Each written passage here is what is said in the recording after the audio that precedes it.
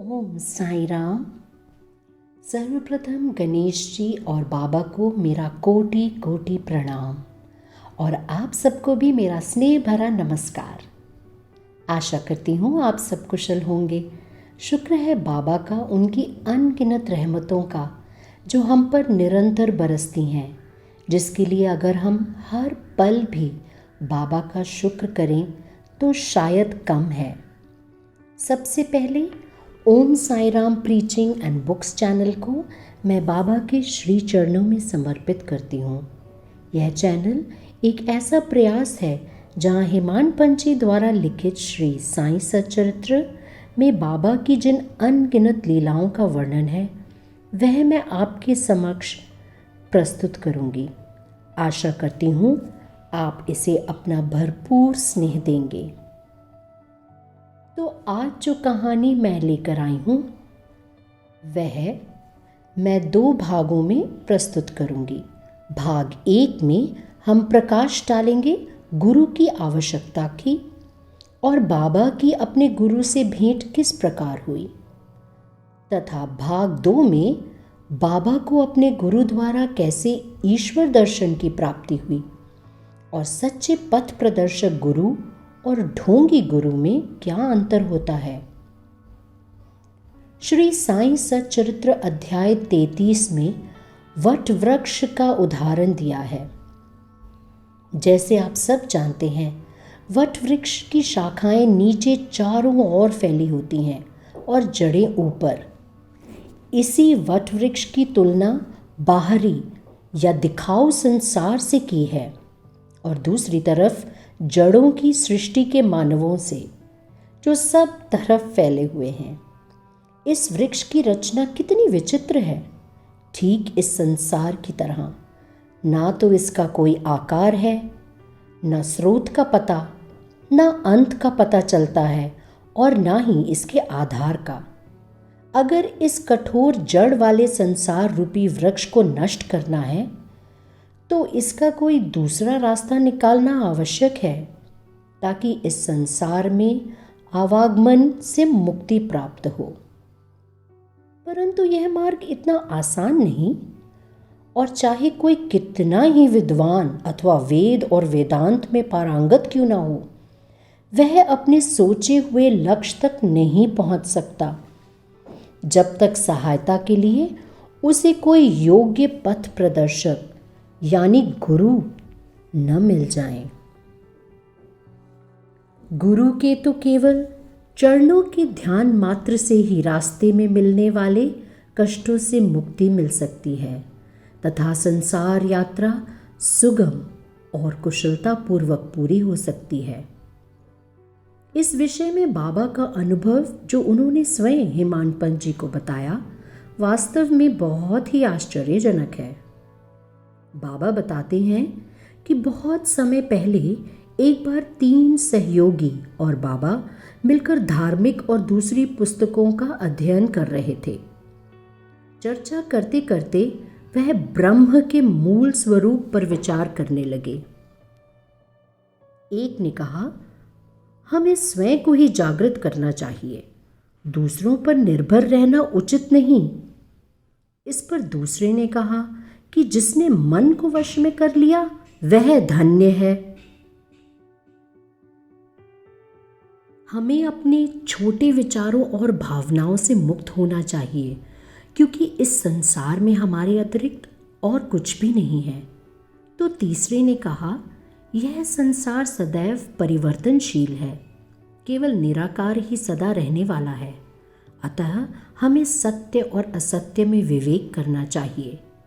तब चौथे यानी बाबा ने कहा कि केवल पुस्तकीय ज्ञान में कोई लाभ नहीं, हमें तो अपना कर्तव्य करते रहना चाहिए।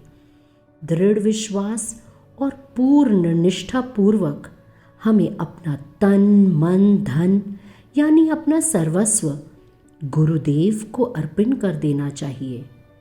गुरु भगवान है, सबका पालनहार है। इस प्रकार वाद विवाद के बाद वह चारों वन में ईश्वर की खोज में निकल पड़े। वह अपनी स्वतंत्र बुद्धि से ही ईश्वर की खोज करना चाहते थे।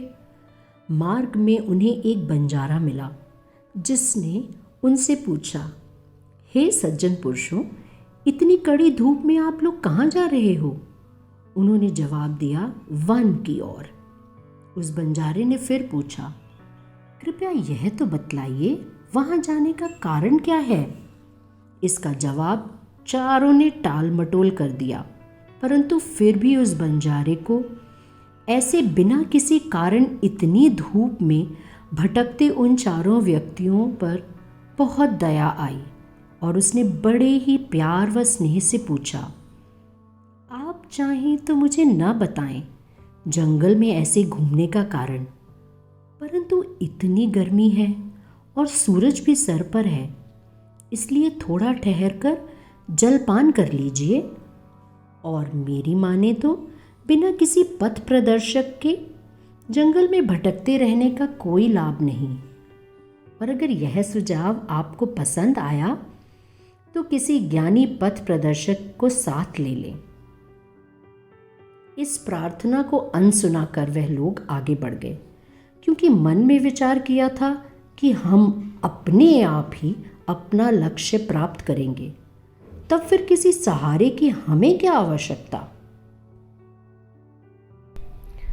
परंतु जंगल बहुत घना था, जिसमें पेड़ इतने लंबे और घने कि आकाश दिखना मुश्किल हो गया था, और इसी कारण कुछ ही समय में चारों रास्ता भूल गए और वन में यहाँ वहाँ भटकते रहे। भाग्यवश भटकते भटकते वे फिर वहीं जा पहुँचे जहाँ उन्हें वह बंजारा मिला था।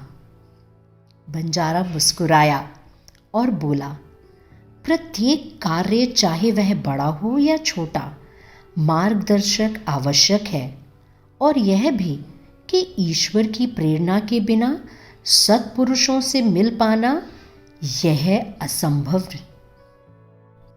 है। और सबसे ज़्यादा ध्यान रखने वाली बात कि भूखे रहकर कोई काम पूरा नहीं हो सकता, इसलिए यदि कोई प्यार व स्नेह से भोजन खिलाए तो उसे कभी मना नहीं करना चाहिए। भोजन तो भगवान का प्रसाद है, उसे ठुकराना ठीक नहीं। यदि कोई भोजन के लिए कहे तो उसे अपनी सफलता का प्रतीक जानो। इतना सब कहने के बाद उस बंजारे ने फिर से भोजन करने को कहा। फिर भी उन्होंने भोजन को खाने से मना कर दिया और बंजारे की बातों को नज़रअंदाज कर 3 साथी तो आगे बढ़ गए। इसी से अंदाज़ा लगाया जा सकता है कि वह तीनों व्यक्ति कितने अहंकार में चूर थे। चौथा साथी यानी बाबा उस बंजारे का अपूर्व प्रेम देखकर आगे न जा पाए और वहीं रुक गए। वह बंजारा था तो शूद्र, अनपढ़, गंवार, परंतु उसके मन में दूसरों के लिए कितनी दया थी, जिस कारण वह बार बार भोजन के लिए कह रहा था। बाबा उसका यह स्नेह देख भाव विभोर हो गए और सोचने लगे कि बिना किसी स्वार्थ के ही जो प्रेम करे वही सचमुच में महान है। और इसीलिए बाबा ने वहीं रुककर जो भी रूखा सूखा उस बंजारे ने भोजन परोसा, उन्होंने प्रेम पूर्वक स्वीकार किया। जैसे ही बाबा ने भोजन समाप्त किया, क्या देखते हैं कि गुरुदेव का साक्षात वहाँ है। और गुरुदेव पूछते हैं, ये सब क्या हो रहा था? पूरा सुनने के बाद उन्होंने आश्वासन दिया, मैं तुम्हारे हृदय की सभी इच्छाएं पूरी कर दूंगा, परंतु जिसका विश्वास मुझ पर होगा, सफलता केवल उसी को ही प्राप्त होगी। बाबा ने गुरुदेव को आदर सहित प्रणाम किया और उनकी आज्ञा मानना स्वीकार किया। कितना मन को पुलकित कर देने वाला दृश्य होगा जब बाबा को गुरुदेव के दर्शन हुए। ओम साईं। और यहीं हमारा भाग 1 समाप्त होता है। भाग 2 में मैं आपके समक्ष बाबा की अपने गुरु द्वारा ईश्वर दर्शन की प्राप्ति और सच्चे पथ प्रदर्शक तथा ढोंगी गुरु में अंतर की कथा सुनाऊंगी। तब तक के लिए ओम साईं।